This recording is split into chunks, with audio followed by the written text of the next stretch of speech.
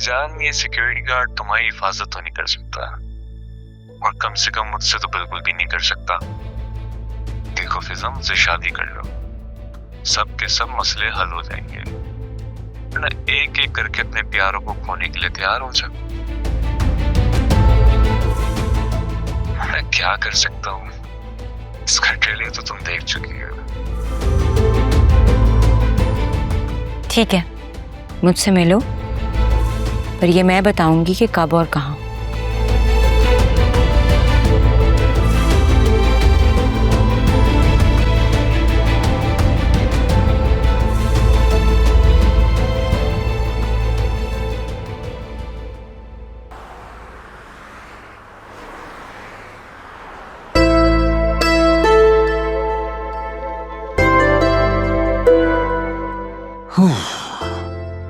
ये लीजिए चाय।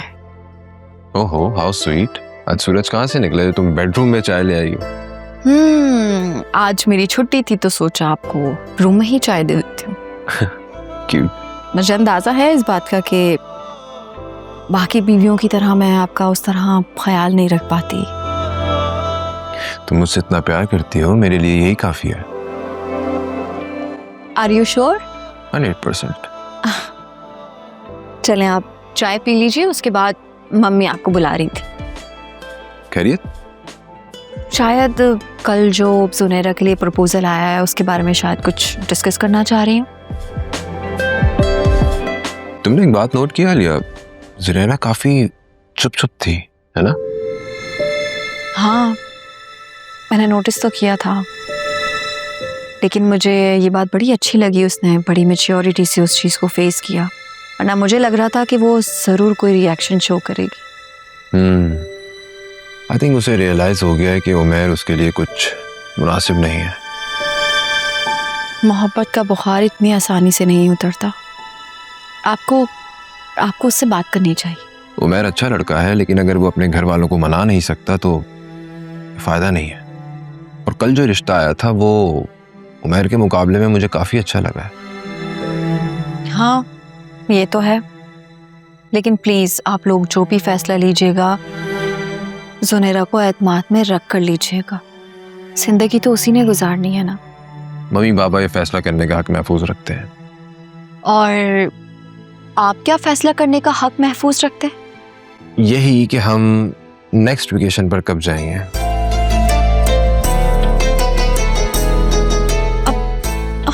क्या हुआ, तुम्हें वेकेशन का सुनकर खुशी नहीं हुई? मैं तो सोच रहा हूँ कि एक हफ्ते के लिए हम दुबई चलते हैं, बड़ा मजा आएगा, एंजॉय करेंगे खूब। हाँ, आइडिया तो बहुत अच्छा है, हम जरूर चलेंगे, लेकिन फिलहाल आपको मम्मी बुला रही हैं। ओके मैडम, मैं मम्मी के पास से आता।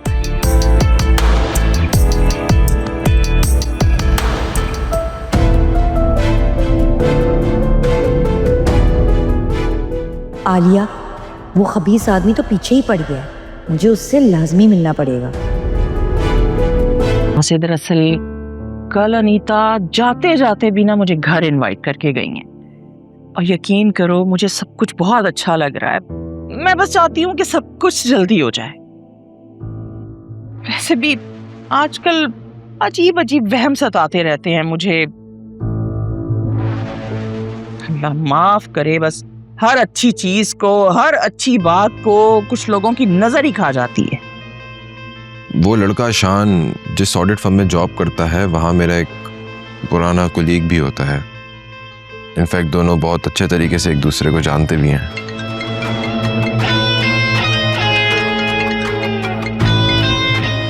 Excuse me.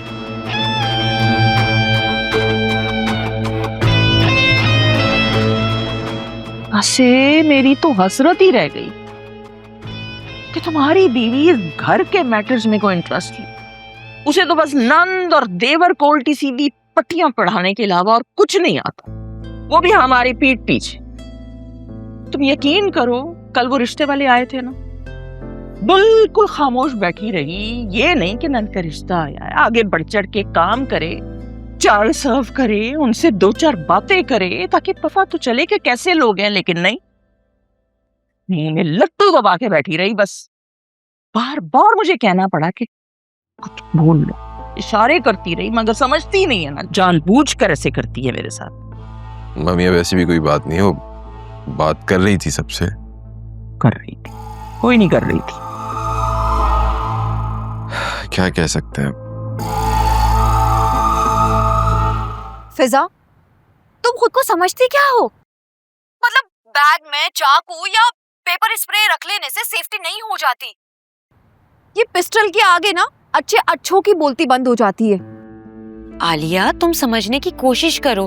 अगर उसने ना एक छोटी सी खराश भी मेरी फैमिली को पहुंचाई ना, मैं खुद को कभी माफ नहीं कर पाऊंगी। हाँ, तो ये बदमाशों से झगड़ा मोल लेने से पहले सोचना चाहिए था तुम्हें। इतना सब कुछ होने के बाद भी तुम्हें ये लगता है कि इस सब में मेरा फॉल्ट है? यहाँ पर अकरम और वहाँ तुम दोनों ने ना कोहराम मचा रखा है। क्या मतलब? अकरम ने अब क्या कर दिया? कुछ नहीं, उसे छोड़ो, तुम अपनी फिक्र करो। मैंने फराज साहब से बात की है, लेकिन वो 1-2 दिन में अपनी आंटी के साथ उम्रे पर जा रहे हैं। काश मैं भी कहीं भाग के चली जाऊं। हाँ, तो तुम अपने होने वाले शौहर से बात करो ना। उनसे कहो कि फोन पर ही निकाह पढ़वाएं और तुम्हें वहां बुला लें। इस तरह सबकी जान छूट जाएगी। मैं तुम्हें सच बताऊं, मुझे तो ये रिश्ता ही खत्म होता हुआ नजर आ रहा है। क्या? ये तुम क्या कह रही हो? कुछ हुआ है क्या? किसी ने कुछ कहा है? तुम दोनों के दरमियान लड़ाई हुई है क्या? नहीं, वो मैंने जोया बाजी की खुला वाली बात बताने के लिए कॉल की थी। पता नहीं उसके बाद से उसका कोई अता पता ही नहीं है। उससे पहले तो वो मुझे इतने कॉल्स और मैसेजेस कर रहा था, अब पता नहीं किधर चला गया। फिजा, ये तुमने क्या कर दिया? तुम्हारा दिमाग तो ठीक है।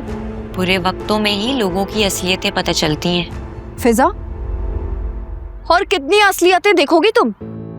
मैंने तुमसे बातें सुनने के लिए कॉल नहीं की थी आलिया। शुक्र करो कि मैं सामने नहीं हूँ, वरना एक थप्पड़ लगाती मैं तुम्हें। अगर सुल्तान ने तुम्हारे सर पे पिस्टल रख दी और तुम्हें किडनैप कर दिया, तब तुम क्या करोगी? तुम बस ऐसा करो, प्लीज आ जाओ, घर आ जाओ। मैं बहुत परेशान हूँ आलिया। फिजा, तुम्हारी इन्हीं हरकतों की वजह से ना वहां आने के बारे में सोचकर ही मुझे स्ट्रेस होने लगता है।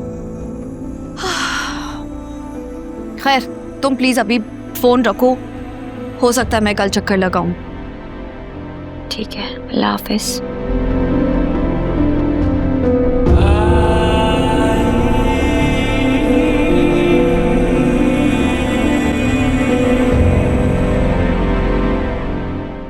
भाई आज का नाश्ता तो सबसे स्पेशल है, क्योंकि ये हमारी जुनैरा ने खास आप